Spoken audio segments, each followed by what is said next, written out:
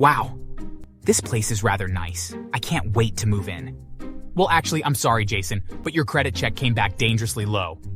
Well, this is my first home, so I understand that it would be low as I need to build it up, but that shouldn't matter. With my part-time job, I can easily afford this place. No, Jason, I know that you can afford it, but you have a lot of debt. You have over $50,000 in debt from personal loans and a line of credit. No one will rent to you because of that. I didn't know what to say. I had never signed up for any loans or a line of credit. There had to be some kind of mistake. Hi, my name is Jason, and when I was growing up, my mother was a complex woman. She was never really a terrible person, but she definitely had her moments where I questioned if she even loved me or not. She was never cruel, really, although she was occasionally abusive, but only when she lost her temper, and thankfully, that didn't happen all that often. Although, when it did, it was best to completely avoid her. The real problem was that she was incapable of saving money. No matter how much money she made or was given, she would spend it all and be flat broke soon after it went into her hands.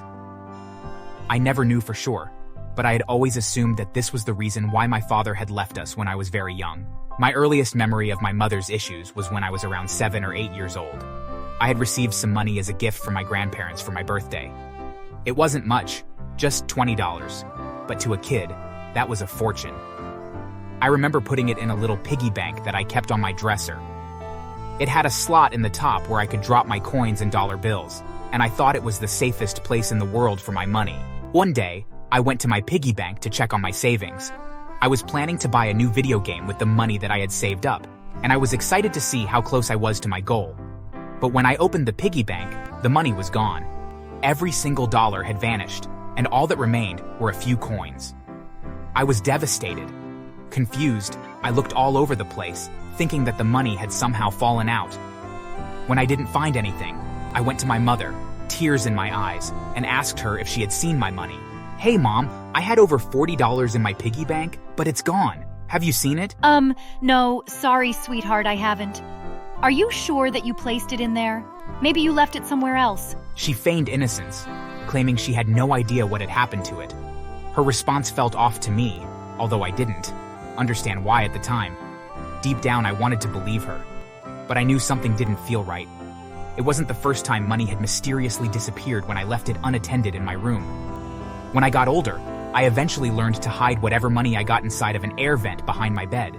It was difficult to get to, but thankfully, my mother never found it. My mother will sometimes disappear for days, leaving me at home alone with no cook food. And she will sometimes go partying or drinking and hanging out with men. She will often come back drunk. As the years went by, I began to notice that unlike most of my friends, that there was always new things in my house. Sometimes it would be a new appliance, or other times my mom would have a whole new set of clothes. It wasn't until I was a teenager that I began to question where my mother was getting the money for all these purchases. On top of that, I began to see that she was spending money on so many things that we didn't even need. After all, we had 3 fridges, 2 stoves, and like 8 blenders. It made no sense at all for us to have that many appliances, especially since it was only the 2 of us that were living in the house. When I was 16, I recall one of my uncles coming over and he was furious with my mother. "Hey, sister, this is the last straw. I told you that if you stole from me or Mom ever again, that I would kick you out of the family. Where is it?" Where is what? "You know exactly what I'm looking for. Mom's wedding ring. It's missing, and I know for a fact that you stole it to pawn it. So where is it?" I don't have it. I can't believe that you would accuse me of stealing from you. I knew my mom was lying, as I had seen her with a ring the day before. And later in the day, she came home with dozens of shopping bags. My uncle left furious with my mother, but was unable to prove that she had taken anything. I was so disappointed in her, but I also didn't want her to get angry at me, and so I kept quiet. After that, I started to hide anything of values in secret places, like under my mattress, in a drawer, or even buried in my closet. If I bought a new game, I hid it. If I bought a nice pair of shoes, I hid them. It was an exhausting game of cat and mouse, constantly trying to outsmart my own mother. But I knew that if she found anything that she felt that she could sell, that it was as good as gone and that there would be no stopping her. As time went on, our extended family slowly began to drift away. Eventually, it was just my mother and I, which saddened me greatly as I missed spending time with my cousins. A few years passed, and I tried to keep an eye on my mother, but she was impossible to control. Without our family to prey on, my mother began to steal from our neighbors and her co-workers. It was incredibly obvious when she would steal from people, as she would always be in a great mood and buy something extravagant. I knew that this was a terrible situation, and so I made plans to move out as soon as I could. It was rather hard though, as I was forced to give her most of the money that I made at my part-time job. But I saved and saved, and I knew that as soon as I turned 18, that I would have enough to move out. I wouldn't be able to get anything more than a one-bedroom apartment, but that would still be wonderful compared to where I was at.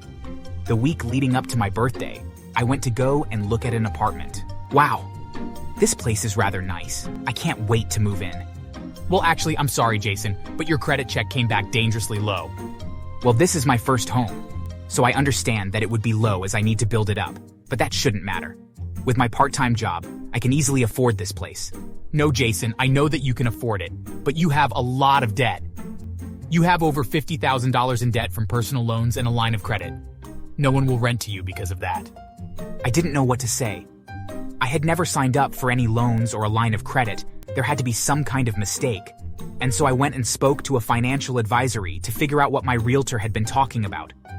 As it turned out, there were 2 credit cards, a line of credit, and 3 separate personal loans from 3 different banks. And to my surprise, all of them were maxed out and totaled even more than what the realtor had said. According to my advisor, I was in debt by over $80,000. How is that even possible? Well, it can happen sometimes to young people that are given credit and get in over their head. But if we come up with a plan, we can pay these off and get your life back on track. No, I don't think you understand. I turn 18 in a few days. And I never signed up for any of these things, so where did they come from? Wait a minute? How old did you say? And sure enough, when the advisor looked into all the accounts, he saw that the first credit card had been given to me when I was only 8. And that since then, I had gotten another credit card or account every year since then. The thing was that I couldn't apply of any of these accounts since I was underage, which meant that someone was signing me up for them. It only took the advisor a few minutes to figure out that it was my mother who had used my name to scam people out of tens of thousands of dollars. The advisor told me, though, that I had 2 choices.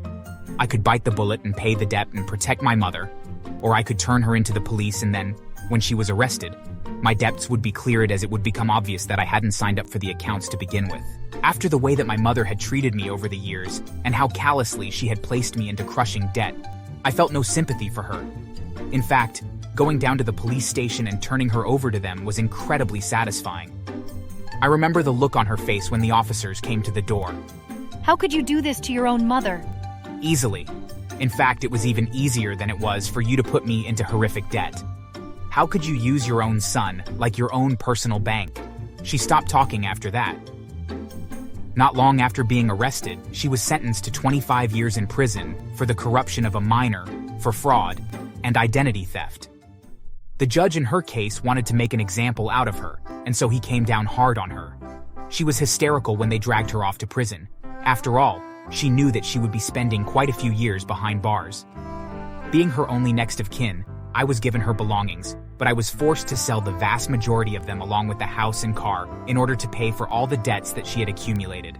I was finally free from her irresponsible spending habits, but I was no further ahead than I was to begin with. The debts that were under my name were cleared thankfully, as it was proven that I had not been the one to sign up for all that debt, and as such, it was nullified.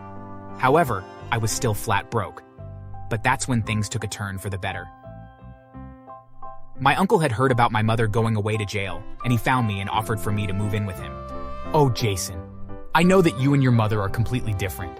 I just wanted you to know that I was hoping that maybe we could finally get to know each other now. Would you be interested in moving in with me? Maybe. What would I have to pay you? Pay me? You wouldn't have to pay anything. In fact, I was wondering if you needed help paying for school. I'm not rich, but I can help pay for things like books, and I even have a spare car you can use to get to and from school. I had always assumed that college was something that I wouldn't get to do since I was so incredibly poor. But here was my uncle offering to help me go to school. I couldn't believe my luck. True to his word, my uncle helped me out so much. Thanks to him, I was able to pay off my school debt incredibly quickly. And over the years that I lived with him, we grew really close. He became the father that I never had growing up, and we still visit with one another at least once a week. Thanks to my uncle's help, I was able to become a lawyer. Somehow my mother found out what I had become and begged and pleaded with me to represent her so that she would try for an appeal. I don't think I've ever laughed so hard at someone on the phone ever before that day. When I was able to breathe, I calmly told her that she was a truly terrible person and that she belonged in prison. It didn't make up for all the pain and hurt that she had caused me, but it did feel good to turn her down like that. And so, I'm doing much better now. Unlike my mother, I keep my house nice and tidy, and I live comfortably within my means. And I live in a penthouse suite on the 25th floor. Life is pretty good right now. Also, since I moved in with my uncle, I was able to reconnect with all the family members that my mother had driven away.